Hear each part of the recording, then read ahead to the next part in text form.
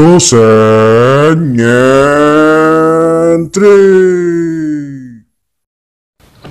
Bismillahirrahmanirrahim. Assalamualaikum warahmatullahi wabarakatuh. Ketemu lagi dengan saya Ahmad Fatoni di akun Dosen Nyentrik.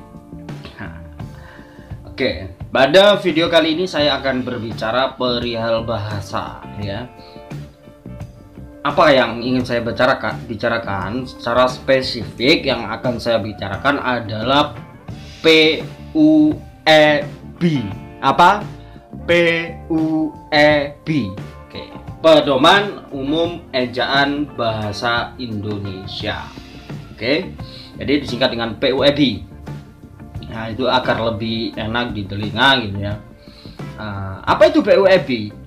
PUEB ini adalah seperangkat kaidah bahasa, ya, atau seperangkat aturan perlambangan bunyi bahasa, pemisahan, penghubungan, dan penulisan dalam suatu bahasa. Jadi kalau disebut ini sebagai apa ya, alat, ya, alat untuk menulis agar bisa lebih bagus, lebih baik, ya. Jadi tidak hanya pada teknologi, ya, yang butuh alat, ya, tetapi di bahasa juga membutuhkan alat, ya, sama. Bahkan alat sendiri itu kan adalah bahasa sendiri itu adalah alat apa? Alat komunikasi, ya. Biar komunikasinya itu tidak sampai salah paham, maka dibuatkanlah seperangkat alat untuk menata biar lebih baik. Jadi tapi sesuai dengan apa ya, kronologinya, di dalam bahasa Indonesia, bukan bahasa Indonesia ya, bahkan sebelum bahasa Indonesia itu terjadi 4 kali perubahan perangkat, ya, alat. Tapi yang masuk ke dalam bahasa Indonesia ini baru 3, ya, baru 3. Yang satu ini dulu belum disebut bahasa Indonesia, tetapi sebagai bahasa Melayu lama. Melayu lama diterapkan kembali di Melayu baru, gitu ya, bahasa Melayu. Akhirnya bahasa Melayu itu digunakan sebagai pedoman awal atau pijakan awal menjadi bahasa Indonesia. Nah, jadi perangkat itu dulu sebelum adanya Indonesia di tahun 1901 hingga 1947 itu kan pada era-era koloni. Ada Belanda tuh di Indonesia, sedang jatuh cinta dengan negara kita, gitu ya. Oh, jatuh cinta yang bener, bro. Ya, Anda bisa mendefinisikan sendiri ya, tentunya kenapa Belanda kesini. Terlepas dari itu, kita punya hutang besar terhadap Van Ophusen. Siapa itu Van Ophusen? Van Ophusen itu orang ahli bahasa Melayu kala itu, ya. Dia menerapkan aturan itu sehingga itu diterapkan hingga 1901 hingga 1947, ya. Van Ophusen, ya, orang Belanda yang memiliki ketertarikan terhadap bahasa Melayu kala itu, ya. Kemudian pada 1928 tepatnya, ya, bahasa Indonesia itu baru lahir. Jadi dengan apa, diikrarnya Sumpah Pemuda, ya, 1928 hingga 47 itu bertahap, ya. Jadi bahasa Indonesia lahir, Indonesia masih dijajah, kayak gitu, ya. Kemudian setelah itu baru ada orang asli pribumi namanya Suwandi, ejaannya Soewandi. Jadi Soewandi masih ejaan kala itu, ya, penggunaan ejaannya Suwandi. Kayak seperti apa, Sampurna, gitu ya, Jarum, itu kan penggunaan ejaan lama. Kalau Anda perokok pasti tahu, ya. Oke, jadi kita lanjut lagi pembahasannya. Pada perangkat kedua, jadi ejaan yang kedua itu menggunakan nama lagi, ejaan Suwandi. Baru di perangkat yang ketiga, Suwandi ini berlaku hingga 1947 sampai 1972. Berapa? 47, ya, hingga 72. 7 hingga 72. Oke, ya. Setelah 72 apa? Nah, setelah 72 itu pemerintah sudah mulai memiliki perhatian terhadap bahasa. sudah mulai memiliki perhatian terhadap bahasa, sehingga ya ada lembaga apa? Lembaga bahasa. Jadi disebut sebagai pusat bahasa. Setiap provinsi ada dan pusatnya tentunya di ibu kota. Ya, Anda bisa menghitung ada berapa pusat. Nah, misalnya itu menggunakan nama lagi seperti 2 era sebelumnya, itu pasti nanti akan protes lah. Misalnya menggunakan nama ejaan Fatoni gitu ya. Loh, orang-orang di lembaga bahasa itu yang banyak itu nanti akan komentar. Yang duduk bersama merumuskan bahasa di kongres bahasa akan komentar. Ya, oke, paham? Makanya saat itu disebut nama baru sebagai Ejaan Umum Bahasa Indonesia atau disingkat sebagai EYD. Ya, EYD ini berlaku 1972 hingga 2016. Ya. Loh, katanya tadi berbicara soal PUEB. Iya, sabar. Nah, baru setelah ini ya 2016 hingga 2000 berapa sekarang 2020 ya, itu PUEB ya yang akan kita bicarakan ini. Apa itu PUEB? Pedoman Umum Ejaan Bahasa Indonesia 5. Nah, kenapa 5? Ya, karena di dalamnya juga akan ada 5 poin. Tapi untuk agar nanti lebih jelas, kamu lebih jelas, kalian lebih jelas, itu nanti akan saya beri perbandingan perbedaan ejaan itu ya. Di sini nanti akan saya tampilkan. Jadi pemakaian huruf yang dipelajari ini pemakaian huruf, kemudian penulisan huruf, penulisan kata, penulisan unsur serapan hingga penulisan tanda baca 5. Sama dengan PUEB. Ini lebih up to date gitu loh. Kalau dulu kan EYD 3. Nah, ketika disinkronkan agar orang lebih mudah mengingat, itu titik temunya tidak dapat. Tapi kalau PUEB 5, kemudian yang dipelajari juga 5, loh kan enak, 5. Oke, jadi semacam itu. Yang pertama akan saya bahas adalah pemakaian huruf ya. Pemakaian huruf ini pertama huruf kapital. Anda tahu kan huruf kapital? Ya, ini ya, nama ini huruf kapital. FATUN ini huruf kapital semua. Nah, setelah nah, huruf kapital ini kerap kali disalahartikan oleh orang-orang. Huruf kapital dia salah artikan dengan huruf besar. Ya. Nah, kalau saya menulis dengan A kecil, ya tidak bisa lah. Walaupun saya tulis dengan besar gitu ya, besar tidak bisa, tetap itu huruf kecil. Nah, kalau A kapital ditulis kecil pun tetap menjadi kapital. Oke. Yang kedua, vokal. Vokal itu ada apa saja? A, I, U, E, O. 5 lagi. Nah, selebihnya konsonan. Berapa jumlah konsonan? Ayo, berapa jumlahnya? Coba dihitung. B, C, D, F, G, H, J, K, L, M, N. Lewat ya. P, Q, R, S, T. Lewat. R, S, T, U, V, W, X, Y, Z. Berapa itu tadi? Ayo, itu. Nah, kemudian cluster. Ya. Cluster itu apa? Cluster ini konsonan rangkap, kayak kritik, ya. Kritik itu kan ada K dan R gabungan, kritik. Nah, ini namanya cluster. Ya. Kemudian kalau konsonan gabung ada namanya, kalau vokal gabung ada, apakah ada sebutannya juga? Ada dong, namanya diftong. A, au, pulau. Lah, diftong itu namanya. Ada diftongnya. Kemudian pada pemakaian huruf ini ada aturan juga pada 4 ini pemenggalan. Ya. Pemenggalan kata dasar, pemenggalan berdasarkan imbuhan dan berdasarkan unsur. Ya. Pemenggalan kata. Nah, selanjutnya nama diri. Nah, nama diri ini juga menggunakan huruf kapital. Ya, penulisan nama diri itu nanti awalnya menggunakan huruf kapital. Nah, nama diri itu meliputi apa saja? Nama diri sungai, gunung, merek, jalan, geografis. Nah, itu menggunakan huruf kapital. Kemudian yang kedua, penulisan huruf. Ada apa dengan penulisan huruf? Ya, tadi saya sudah menyebutkan huruf kapital gitu ya. Nah, ini huruf kapital ini berlaku pada apa? Pada penulisan huruf ini. Pertama, pada awal kalimat, huruf pertama awal kalimat. Kemudian yang kedua, huruf pertama pada petikan langsung. Yang ketiga, huruf pertama nama Tuhan.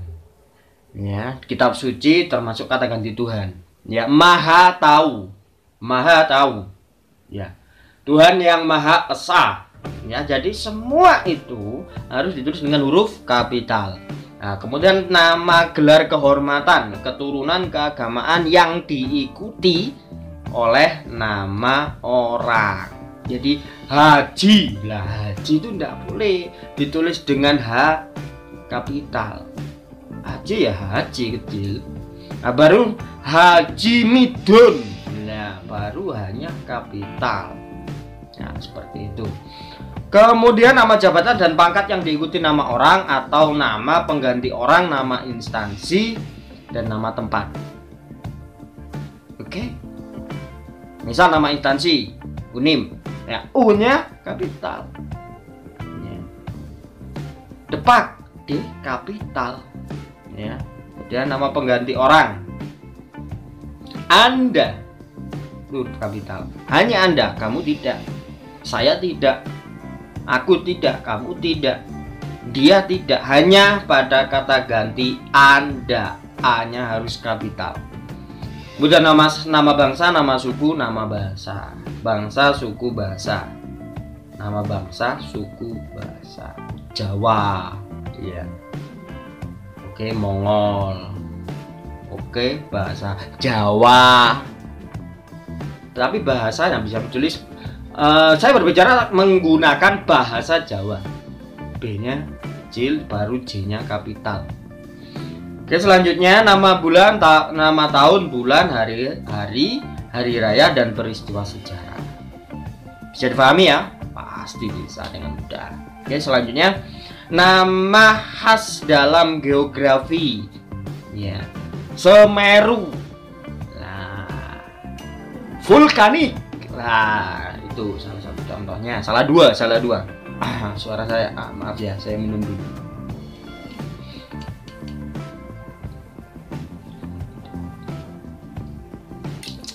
Oke, lanjut. Nama negara, nama lembaga, serta dokumen resmi. Jadi dokumen resmi itu menggunakan huruf kapital awalnya. Kemudian nama majalah, surat kabar, judul kecuali imbuhan. Misalnya begini: pembunuhan yang dilakukan oleh 3 orang. Oke, pembunuhan yang dilakukan oleh 3 orang. Ya. Atau terlalu panjang, gini aja ya. Judul novel misalnya, orang yang mati, judulnya. Berarti O kapital, Y-nya kapital apa kecil? Ayo, kecil itu karena tanda hubung, kata hubung. Mati huruf kapital. Jadi seperti itu ya. Selanjutnya penunjuk kekerabatan. Nah, penunjuk kekerabatan tentunya kalau di Jawa penunjuk kekerabatan itu Mbak, Mas, D, Wak Yu, Wak Gus, Pak D. Ya, kalau di Jawa ya, jadi semacam itu. Oke, bisa dipahami, bisa lanjut next. Singkatan nama gelar, pangkat, dan sapaan.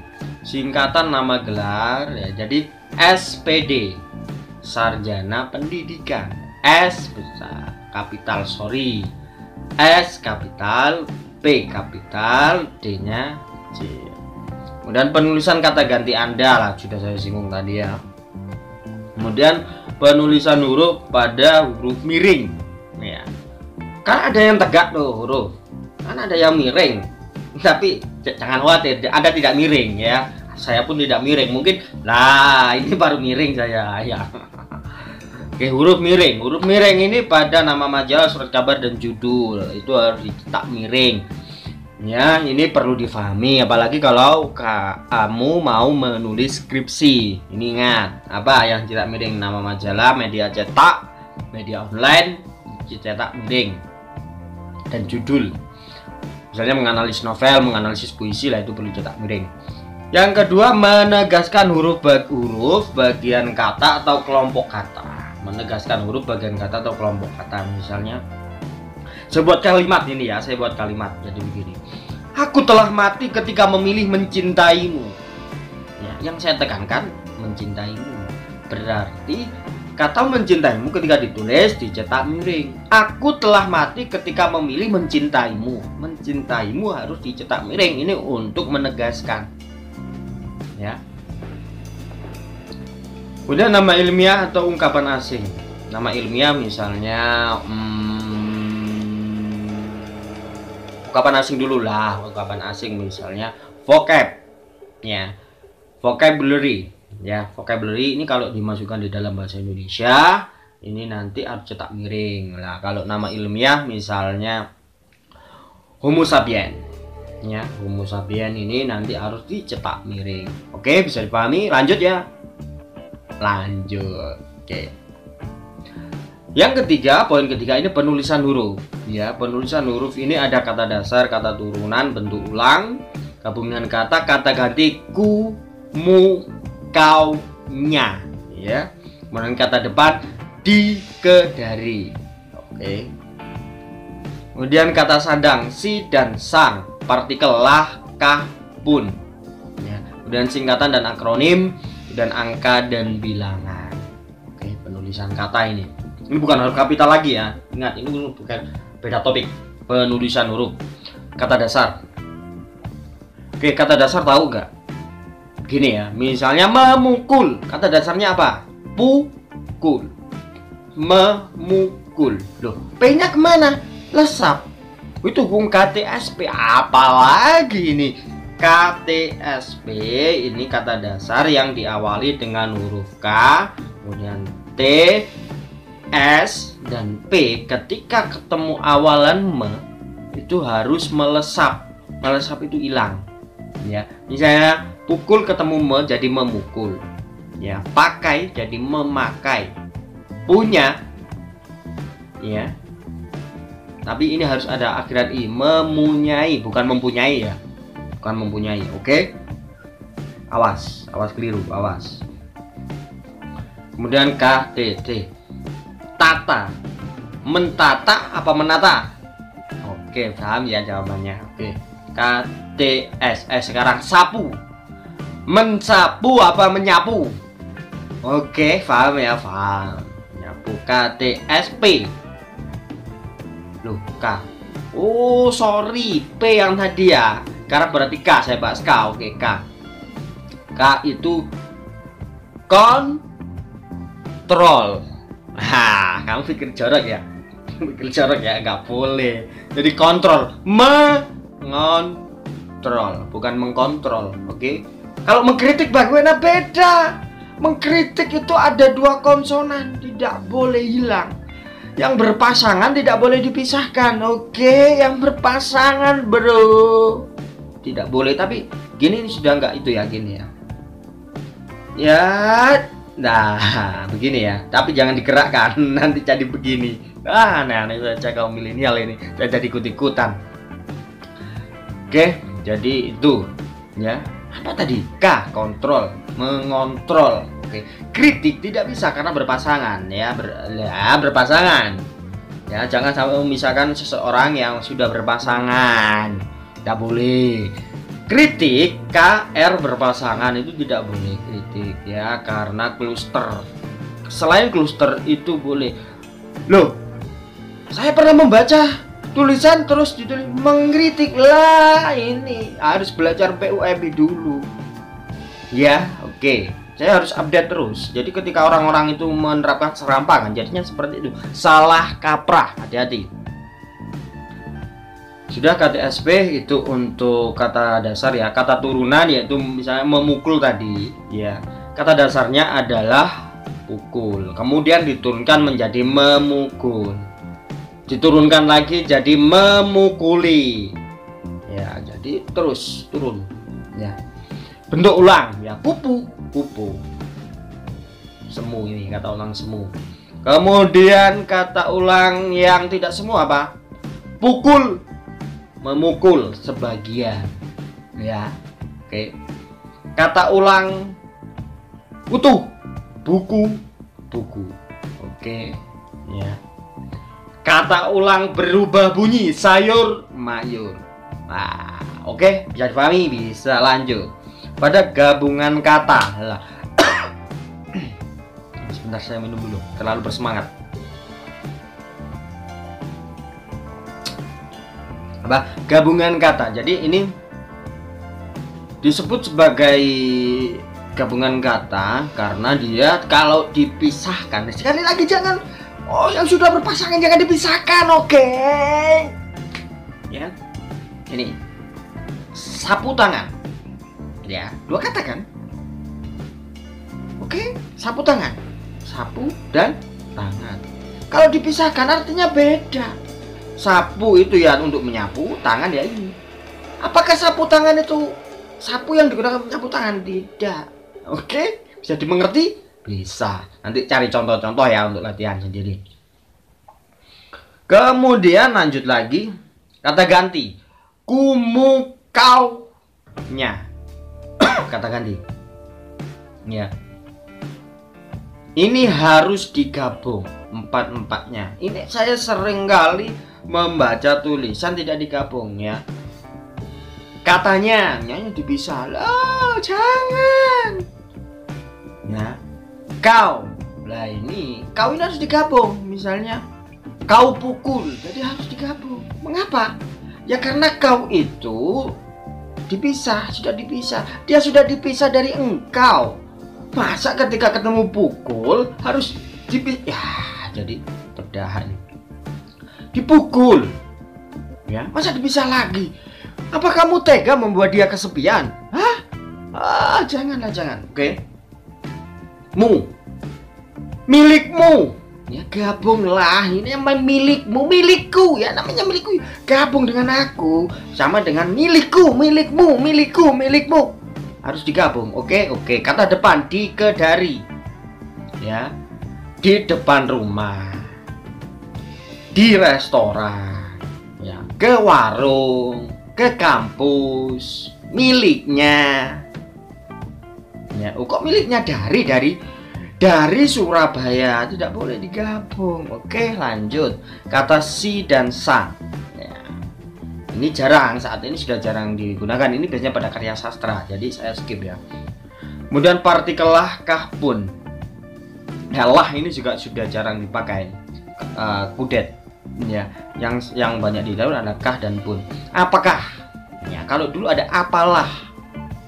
Ya. Apalah jadi kudet. Jadi apakah? Apalah artinya menye. Ya, makanya tidak boleh dimasukkan pada kaidah bahasa yang baik. Nah, pun, apapun. Nah, pun ini penulisannya harus dipisah. Pun yang menunjukkan perbandingan itu digabung, pun yang menunjukkan jumlah harus dipisah. Oh, terbalik. Ya, terbalik. Bagaimanapun harus digabung. Ya. Satu pun dipisah. Ya, menunjukkan jumlah harus dipisah. Oke. Singkatan dan akronim. Ya. Angka dan bilangan, paham ya? Mana yang Mbak paham? Sinonim dan akronim dong dijelaskan. Oke. Terlalu bersemangat. Saya pelan-pelan aja ya. Nggak terlalu energik ya. Oke. Maaf ya. Singkatan, satu kata dengan satu tanda titik. Itu singkatan. Misalnya saya sebutkan dulu ya. Dua kata dengan dua titik. Dua kata dengan dua titik. Tiga kata atau lebih dengan satu titik. Aturannya ini. Dan yang empat, penulisan lambang kimia, singkatan satuan ukuran, takaran, timbangan, dan mata uang. Itu singkatan. Satu kata dengan satu tanda titik. Ya, misalnya Pak Fatoni. P titik. Paham? Dua kata dengan dua titik. Dua kata dengan dua titik apa ayo?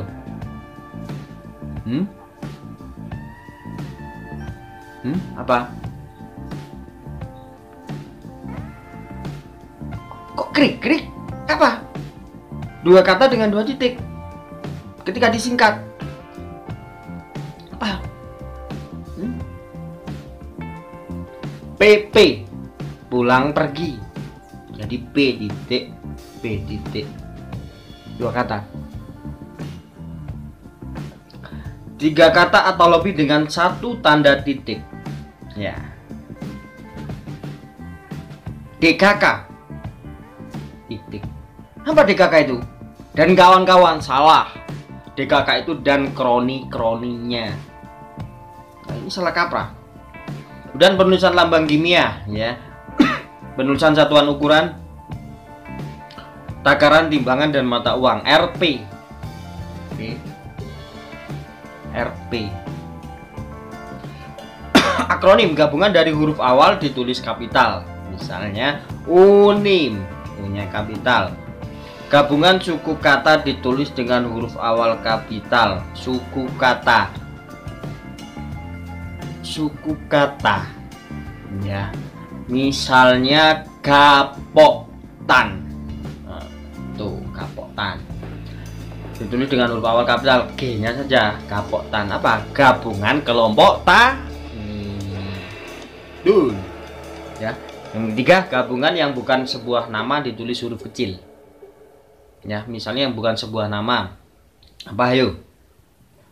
Hah? Apa?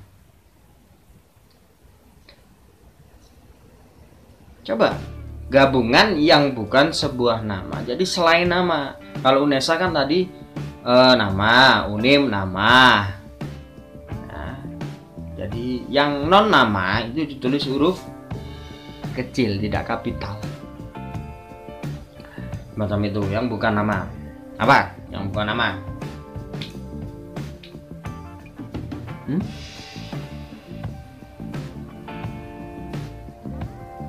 Oke, ketika tidak tahu maka ini harus PR buat Anda. Nah, biar punya PR apa ya kira-kira ya? Oke. Yang selanjutnya, yang keempat, penulisan unsur serapan. Penulisan unsur serapan ini ada yang utuh, ada yang disesuaikan. 2. Yang utuh seperti apa? Shuttlecock. Tahu shuttlecock? Oke, itu tulis itu, jadi tidak ada perubahan. Kalau yang disesuaikan apa? Yang disesuaikan itu sholat. SHOLAT, sholat.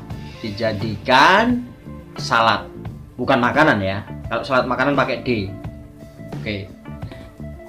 Yang kelima, penulisan tanda baca. Tanda baca Anda sudah paham ya. Titik. Tahu penerapannya? Oke. Koma, tahu penerapannya? Oke. Titik koma, nah titik koma. Ya. Bagaimana penerapannya? Oke, nanti saya beri contoh di sini. Titik 2. Tahu ya, titik 2 sangat umum. Kemudian tanda hubung. Tanda tanda hubung, tanda pisah, tanda elipsis. Ya. Kemudian tanda tanya. Lah gampang ya, tandanya tidak perlu nanti beri contoh. Nanti yang sulit-sulit saya beri contoh. Tanda seru. Oke. Tanda seru yang ada pentungnya di bawah. Ya, oke. Tanda kurung. Ya, kurung. Ya. Ya, kurung kurawang. Tanda kurung.